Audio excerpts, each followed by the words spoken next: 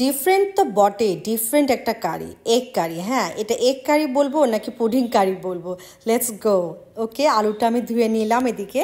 আর এটা হচ্ছে বড় বড় রাজহাঁসের ডিম, সেটাকে আমি ফেটিয়ে নেওয়ার জন্য লবণ দিচ্ছি, গুঁড়ো মরিচ দিচ্ছি এবং হলুদ দিচ্ছি।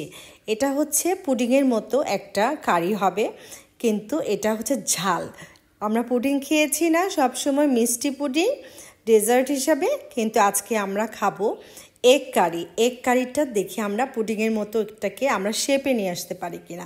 একটু আদা রসুন বাটা দিয়ে দিলাম, এটাকে আমি সুন্দর মতো ফেটিয়ে নিলাম এবং সাথে একটুখানি তেল দিয়ে নিলাম। তারপরে এটা আমরা সুন্দর করে ঢাকনা দিয়ে, ওই যে আলু ধুয়ে রেখেছি, একটা রাইস বোল নিয়েছি বা লম্বা যে কোনো আমরা উঁচু বেশ জায়গা বিশিষ্ট একটা পাত্র নিব, যেটাতে কিনা আলু এবং উপরে আমরা এই ডিমের ঢাকনা বন্ধ এই বক্সটাও বসিয়ে দিতে পারি। সুন্দর মতো ঢাকনা দিয়ে দিলাম। ওকে, দেন আমরা 20 মিনিটস অর 25 মিনিটস ওয়েট করলাম। দেন হয়ে গেল ইনশাল্লাহ। খুব সুন্দর একটা জিনিস হতে যাচ্ছে, আপনারা চোখ রাখুন প্লিজ। তো দেখি এটার টেক্সচারটা কেমন হয়েছে, লেটস গো, আমরা দেখে ফেলি।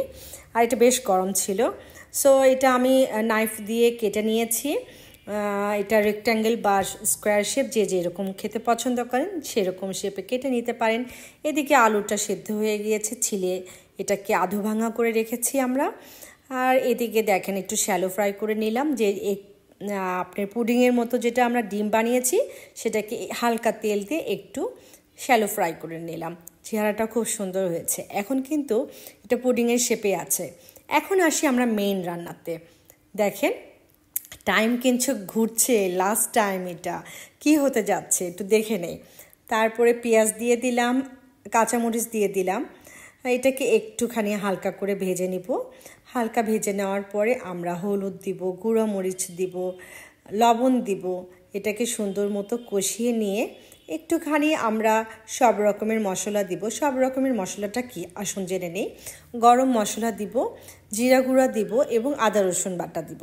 এগুলোর মেজারমেন্টটা আমি কোনোটাই বললাম না। আর সব সময় আমি হাত দিয়ে ইউজ করেছি, আদা বাটাটাও হাত দিয়ে দিচ্ছি। দেখতেই পাচ্ছেন আমার হাতটা কিন্তু ভেজা ছিল। আমি সব কিছু অবশ্যই হাইজেনিকভাবেই করছি। আমি হাতটা কিন্তু ধুয়েই মশলা টশলা খাবার টাবারগুলো হাত দিচ্ছি। ওকে, আগেই বলে নিলাম, ক্লিয়ার করে ফেললাম।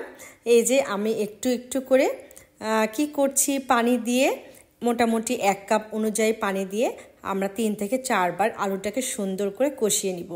আলুর দানাগুলো একটু বড় ছিল, যার জন্য আমি খুন্তি দিয়ে একটু একটু ভেঙে নেওয়ার চেষ্টা করছি। আর এটা আলুঘাটি এক ধরনের, সেই আলুঘাটির মধ্যে আমরা এই পুডিং কারিটা দিব, পুডিংটা দিব, ভেজে রাখছি সেটা দিব। সো এটাকে যখন আমরা বেশি করে কষিয়ে নিব, 2-1 বার কষিয়ে নেওয়ার পরে আমরা ডিমটা দিব। ডিমটা দিয়ে সুন্দর করে কষিয়ে নিয়ে, আচ্ছা এই রান্নাটা আমি কোথায় থেকে শিখলাম এটা আপনারা জানতে নিশ্চয়ই ইচ্ছুক। এটা আমার শাশুড়ি মার কাছ থেকে শিখেছি।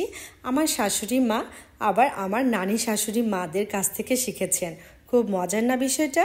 আর এই জন্য একটা ডিফারেন্ট একটা এগ কারি নিয়ে আমি চলে আসলাম, কারণ এই এগ কারিটা আমাদের বাসার সবার খুব পছন্দ।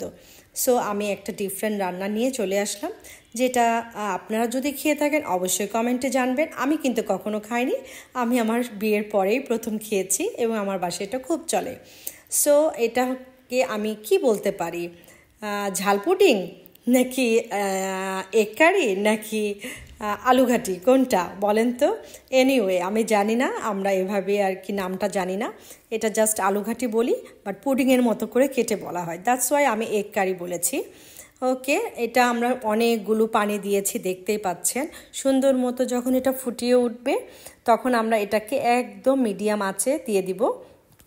মিডিয়াম আছে এটা বেশ কিছুক্ষণ 10-15 মিনিট যখন হয়ে যাবে তখন আমি বেশি করে ভাজা গুঁড়ো দিয়ে দিব। মোটামুটি 1 টেবিল পরিমাণ, উঁচু করে 1 টেবিল পরিমাণ একটু ভাজা গুঁড়ো যখন দিয়ে দিব, আলুঘাটির টেস্টটা ডিফারেন্ট হয়ে যাবে, অনেক মজাদার। আর আমরা তো বগুড়ার মানুষ, দ্যাটস ওয়াই আমরা একটু স্পাইসি খাবার বেশি পছন্দ করি। আমার শ্বশুর বাড়ি আসলে বগুড়া, এই জন্যই বললাম যে আমরা বগুড়ার মানুষ। সো এটা 10 মিনিট পরে আমি আর কি সার্ভ করার চেষ্টা করছি আপনাদের দেখানোর জন্য, যেটা ফাইনাল লুকটা কেমন এসে গেছে। সো দেখতেই পাচ্ছেন, আমি আপনাদেরকে একটু ক্লোজ করে দেখাই। মাশাআল্লাহ, এটা অনেক জুসি হয়। আর সবাইকে অসংখ্য ধন্যবাদ এতক্ষণ পাশে থাকার জন্য।